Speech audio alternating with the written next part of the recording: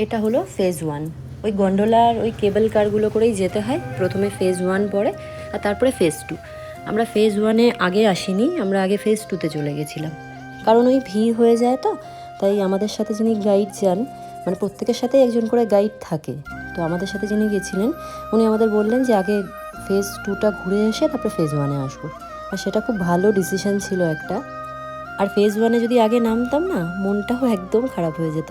তোমরা দেখেই বুঝতে পারছো চারদিকটা কেমন নোংরা, চারিদিকে কাদা মাটি জল, যে বরফগুলো আছে মানুষ হেঁটে হেঁটে সেগুলো কাদায় পরিণত হয়ে গেছে। ওই দেখো সামনে ভীষণ নোংরা। যারা প্রথমে ফেজ 1-এ এসে নামছে তারা দেখেই এত মন খারাপ হয়ে যাচ্ছিল তাদের। আমরা তাদের কয়েকজনকে বললাম যে আগে ফেজ 2-তে চলে যান, পরে এসে ফেজ 1।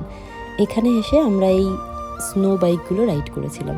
ছেলেরা কেউ করেনি, আমরা যে কজন মেয়েরা ছিলাম আমরাই করেছি। আর সাথে আমার এই পুচকু, এটাকে রেখে আসবো ভেবেছিলাম বাবার কাছে, কিন্তু সে আসবেই, কিছুতেই ছাড়বে না। আর আমার থেকে বেশি সাহস, আমাকে ধরতেও দিচ্ছে না। ওখানে জানো তো সবাই একা একা স্নো বাইক রাইড করেছে, বৌদি, মোহর, আমার বোন, কিন্তু আমি পারিনি। আমাকে লোকটা বলছিল যে রোদ্দুরকে নিয়েও আমি একাই রাইড করতে পারবো, কিন্তু ওই যে আমার ভীষণ ভয়, মানে যেই জায়গায় আমার ছেলে থাকে না সেখানে আমি কোনো রকম রিস্ক নিই। আমি কিন্তু ওকে নিয়ে সব জায়গায় ঘুরি ঠিকই, কিন্তু এক্সাইটমেন্টে আমি কিন্তু এমন কিচ্ছু করি না যেটার মধ্যে একটু রিস্ক আছে। আর আমার থেকে বেশি ওর বাবা তো সেই জায়গায় যাবেই না। দরকার হলে ছেলেকে নিয়ে বসবে একা, আমাকে বলে তুমি যাও তোমার মনে হলে। কিন্তু আমার ছেলেটা যে এখন বড় হচ্ছে, এখন ওকে কোথাও তো রেখে যাওয়া সম্ভব নয়।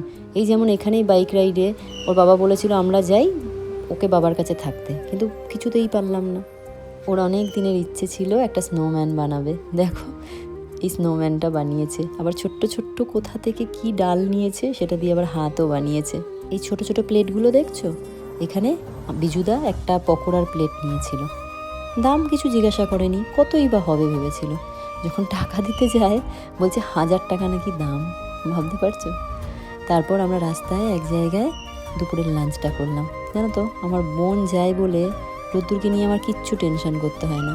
রোদ্দুরের সবটা করে।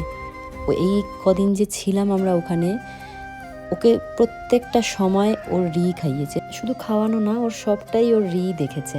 আমার খুব শান্তি হয় আমার বোনকে নিয়ে কোথাও গেলে, আমার আর রোদ্দুরের কোনো চিন্তা থাকে না।